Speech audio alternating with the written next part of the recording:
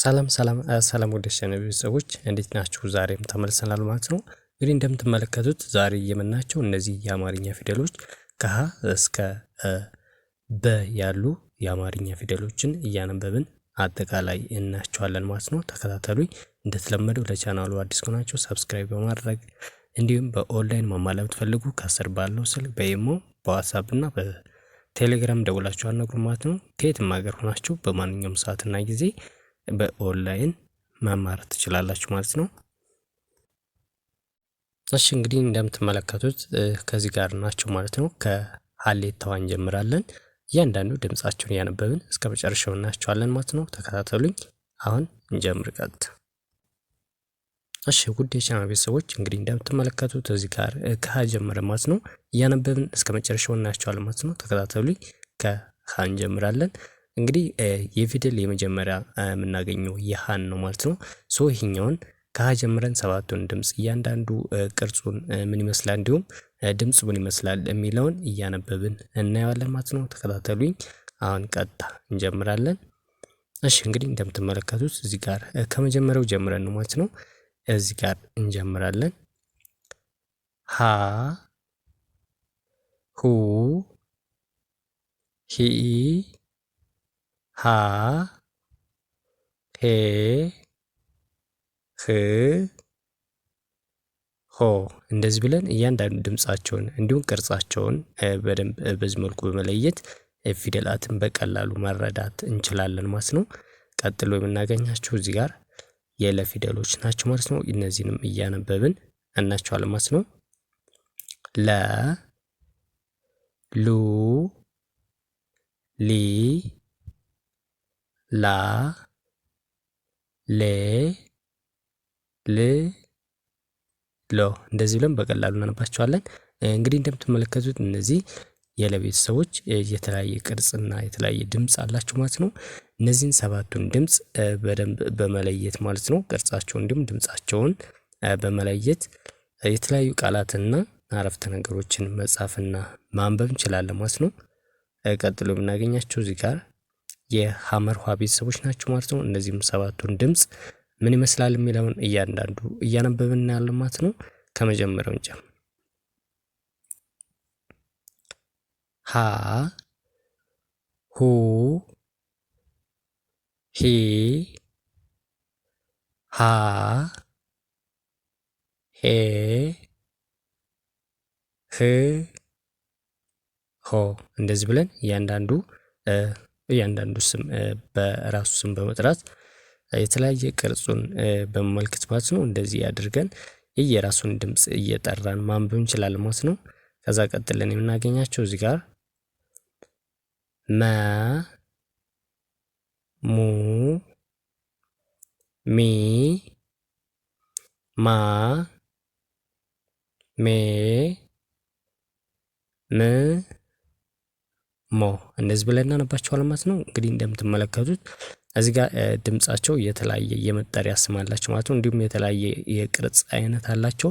እነዚህን አንድ አንድ በመለየት በዚህ መልኩ ቃላትን መጻፍና በቀላሉ ማንበብ እንዲሁም አረፍተ ነገሮችን ማንበብና መጻፍ እንችላለን ማለት ነው። እንደዚህ አድርገን በቀላል መንገድ ሁሉንም ነገር በዚህ መልኩ ማየት እንችላለን ማለት ነው።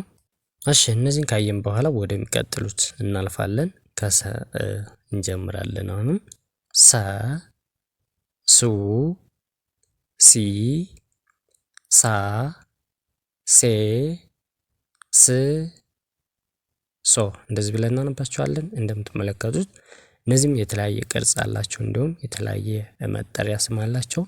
እነዚህን በእያንዳንዱ መያዝ ያስፈልጋል ማለት ነው። ቃላትን ለማንበብ እንዲሁም ለመጻፍ ማለት ነው። እነዚህን እያንዳንዱ የራሳቸው የሆነ ቅርጽ እንዲሁም የራሳቸውን ድምጽ በደንብ ቀድመን ፊደላትን በማንበብ እንዲሁም ቅርጻቸውን ደግሞ በመጻፍ በዚህ መልኩ እንይዛቸዋለን ማለት ነው።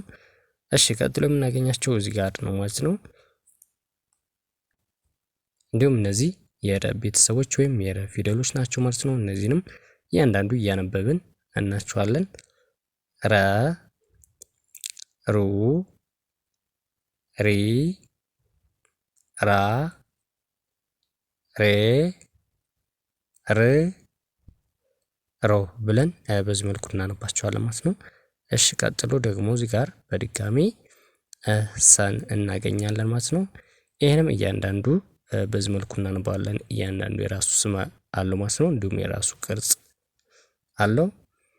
ስለዚህ ሰ፣ ሱ፣ ሲ፣ ሳ፣ ሴ፣ ስ፣ ሶ እንደዚህ ብለን በቀላል መንገድ በዚህ መልኩ እናነባቸዋለን ማለት ነው። እሺ ከዛ ቀጥላ የምናገኛቸው እዚህ ጋር የሸ ፊደሎችን ነው ማለት ነው። ሸ፣ ሹ፣ ሺ፣ ሻ፣ ሼ፣ ሽ፣ ሾ እንደዚህ ብለን እናነባቸዋለን። በቀላሉ እንደዚህ አድርገን እንይዛቸዋለን ማለት ነው። እሺ ቀጥሎ የምናገኛቸው እዚህ ጋር የቀ ፊደሎች ናቸው ማለት ነው። እዚህ ጋር እንደምትመለከቱት ቀ፣ ቁ፣ ቂ፣ ቃ፣ ቄ፣ ቅ፣ ቆ እንደዚህ ብለን በቀላሉ እናነባቸዋለን። እሺ ከዛ ቀጥሎ የምናገኛቸው በ፣ ቡ፣ ቢ፣ ባ፣ ቤ፣ ብ፣ ቦ እንደዚህ ብለን በቀላሉ እናነባቸዋለን ማለት ነው። እሺ ከዛ ቀጥለን ተ፣ ቱ፣ ቲ፣ ታ፣ ቴ፣ ት፣ ቶ እንደዚህ ብለን እያንዳንዱ የራሳቸው ስም እንዲሁም የራሳቸው ቅርጽ አለ ማለት ነው። እነዚህን የተለያዩ ቅርጾች እንዲሁም የተለያዩ የመጠሪያ ስማቸውን በመያዝ በቀላሉ ፊደላትን ከለየን ማለት ነው ወደ ቃላት ማንበብና መጻፍ በቀላሉ እንሸጋገራለን ማለት ነው። እሺ ቀጥሎ የምናገኛቸው እዚህ ጋር ቸ፣ ቹ፣ ቺ፣ ቻ፣ ቼ፣ ች፣